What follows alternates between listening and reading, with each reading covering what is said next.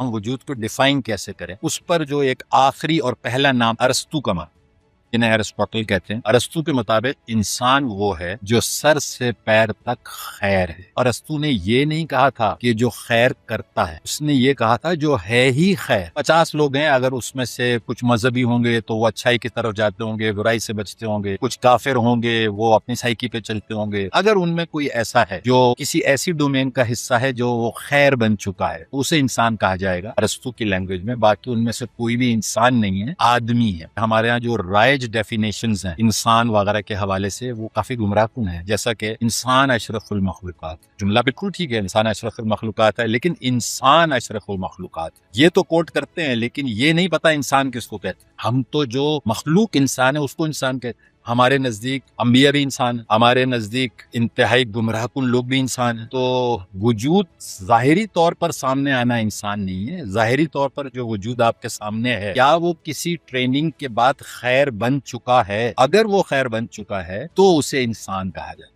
اور ارسطو نے ایک دوسرے رخ سے بھی بتایا تھا کہ اگر وجود سراپا خیر بن جائے تو وہ انسان کہلانے کے لائق ہے جو خیر بن چکا، اور ڈیفائن پھر وہ اللہ سے ہوگا۔ انسان ایک واحد مخلوق ہے جو خود سے ڈیفائن نہیں۔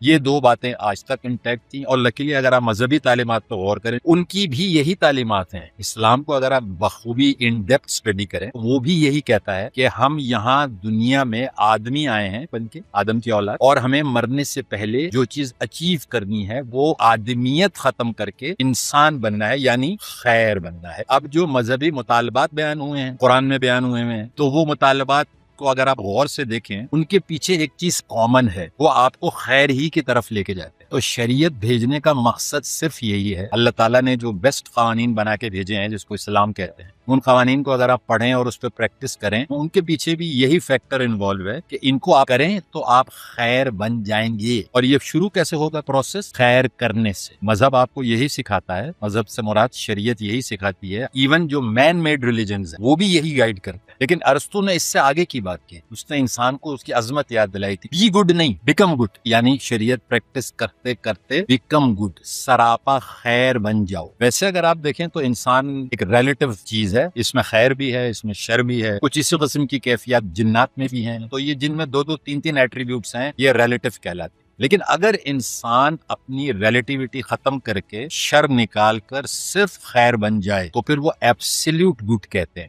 اور آپ کے علم میں ہوگا ایبسلیوٹ گڈ تو صرف اللہ پاک کی اینٹیٹی کو کہتے ہیں، کیونکہ اللہ تعالیٰ ریلیٹیو نہیں ہے۔ تو ایبسلیوٹ گڈ بننے آئے ہیں ہم سب یہاں پر۔ اگر بن گئے تو انسان ہو گئے، اب آپ پر انسان کے قوانین لگے۔